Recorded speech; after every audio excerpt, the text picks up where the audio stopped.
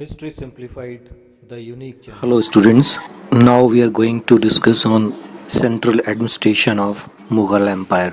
अब हम मुगल साम्राज्य की केंद्रीय प्रशासन पर विचार करेंगे। Base of this system is a king that has qualities of arbitrary and डेस्पॉट्स।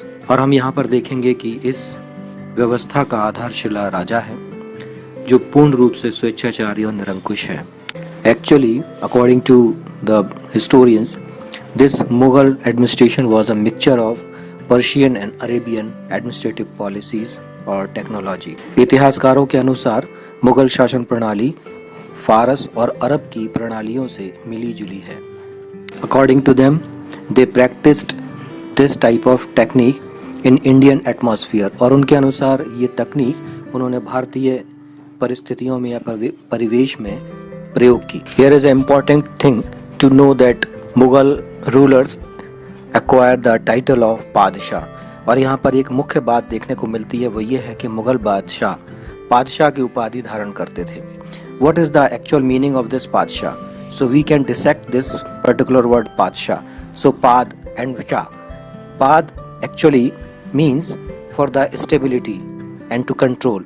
यहाँ पर हम देखेंगे कि मुगल साम्राज्य में जो बादशाह की स्थिति है वो ऐसी है कि उसमें जो राजा है वो पादशाह की उपाधि धारण करता है। तो यहाँ हम जब पादशाह शब्द को अलग अलग करते हैं तो हम देखेंगे पाद और शाह से मिलकर ये बना है, जिसमें पाद का अर्थ है स्थायित्व या स्वामित्व एंड शाह मीन्स बेसिक और ओरिजिनल, और शाह का मतलब मूल या स्थायी स्वामी है।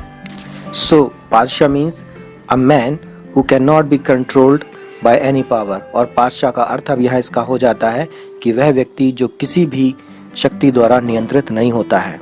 Babur was the first person who acquire the title of Padshah. Babur पहला सुल्तान था, राजा था जिसने पादशाह की उपाधि धारण की।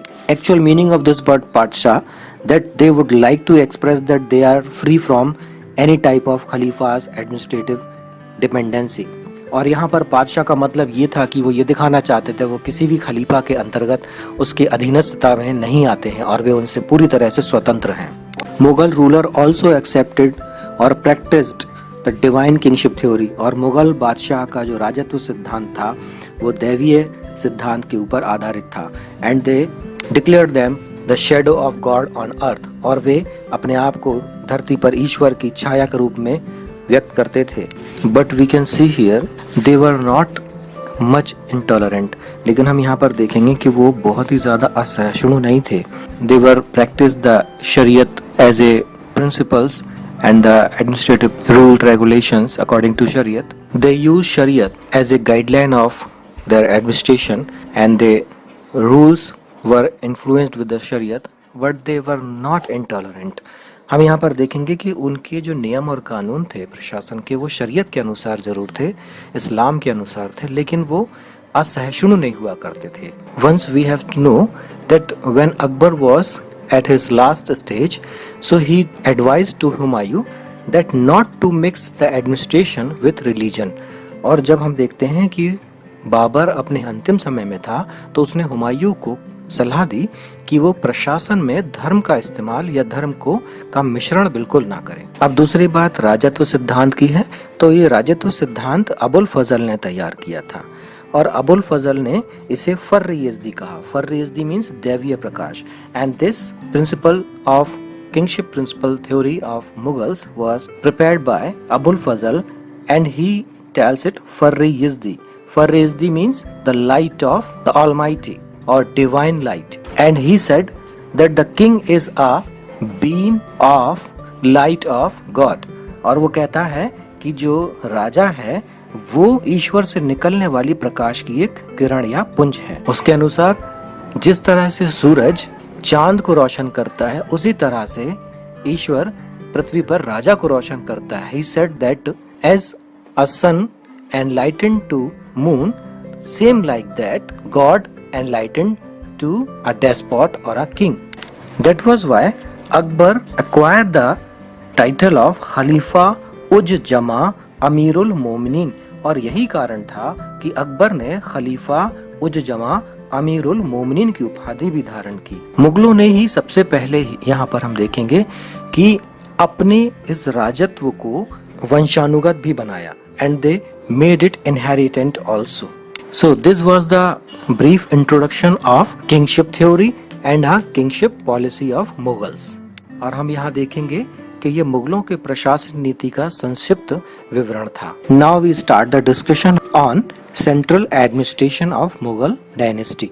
अब हम मुगल वंश के केंद्रीय प्रशासन पर नजर डालेंगे। अब हम यहाँ पर देखेंगे कि जो राजा है वो शासन की धुरी है, यानी कि सम्राट सारे शासन का केंद्र बिंदु है। Now we can see here that the king or despot is a axis or spinal of this administration. All the powers are resided in him only, और सारी शक्तियां उसी में निहित हैं। And he is a unitarian god and he seems universal controller of this kingship theory. और वह सैद्धांतिक रूप से इस सिद्धांत का सार्वभौमिक नियंत्रक था। He is a despot and he can not be controlled by anybody, और वो एक निरंकुश शासक है जो किसी के द्वारा भी नियंत्रित नहीं होता है। ही can not B uncinate bye anybody, और वह किसी के द्वारा भी अंकुश नहीं लगाया जा सकता था। He appointed some of officials and ministers to assist him, और उसने अपने प्रशासन को काम को चलाने के लिए, संचालन के लिए कुछ अधिकारियों और मंत्रियों की भी नियुक्ति की। But they were not like ministers now we can see, और वो उन मंत्रियों की तरह नहीं थे जैसे कि हम अभी देख सकते हैं। But they were just like a secretaries, और वो सिर्फ सचिवों की भांति काम करते थे।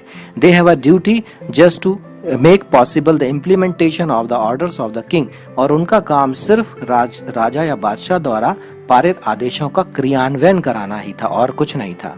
सो every department has a specific officer to control, और हर एक विभाग के लिए एक नियत अधिकारी की नियुक्ति की जाती थी। Now we will take a look on a central administrative officers. So अब हम केंद्रीय प्रशासन के कुछ प्रमुख अधिकारियों के बारे में बात करेंगे। नाउ वेरी फर्स्ट पोस्ट और important post in central administration of Mughal dynasty was वकील।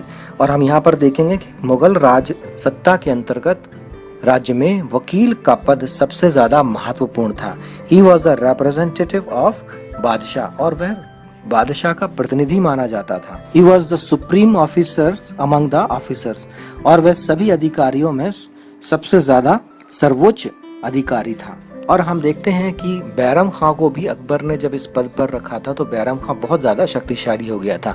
And Bairam Khan was the vakil of Akbar and he became very powerful man, और इसलिए अकबर ने इसके बाद के समय में ये पद कमजोर करने की कोशिश की। So Akbar realize that this power is much powerful, so he wanted to make it weak because he was suspected that it can be capture the dynasty, और वो बहुत ज्यादा सशंकित था कि अगर ये पद इतना ज्यादा ताकतवर हो गया तो ये साम्राज्य के लिए खतरा हो सकता है। So he created a new post name Diwan e Wazirat e Kul, और इसके लिए उसने एक नए पद दीवान ए वजीरात ए कुल का सृजन किया, और ये उसने अपने शासन के 8वें वर्ष में किया, इन 8th year of his kingship. सबसे पहले उसने इस पद पर मुजफ्फर खान को नियुक्त किया and he had been appointed Muzaffar Khan on this post. इसके पहले जो ये वकील था ये वित्तीय और प्रशासनिक दोनों ही मामलों का सर्वोच्च अधिकारी होता था, लेकिन दीवाने वजीरात ए कुल का पद बनाने के बाद वित्तीय अधिकार इस नए पद को दे दिए गए।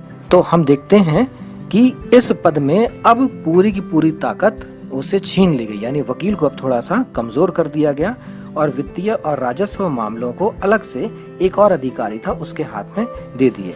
Now we can see here the administrative powers and financial powers has been seized from this post वकील and transferred to दीवाने वजीरात कुल। और हम देखते हैं कि बाद के समय में जो राजस्व और वित्तीय मामले थे ये छीनकर किसको दे दिए गए, दीवाने वजीरात कुल को, ताकि जो वकील का पद है वो पूरी तरह से ताकतवर या हावी नहीं हो पाए। और इस तरह से देखते हैं कि भविष्य में ये जो वकील का पद है ये बहुत महत्वहीन होता गया।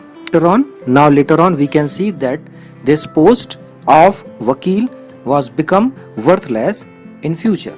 In शाहजहां's काल this post वकील has been dissolved, और हम देखते हैं कि शाहजहां के समय तक इस पद को पूरी तरह से खत्म कर दिया गया। Now we see the second rank officer was वजीर और दीवान।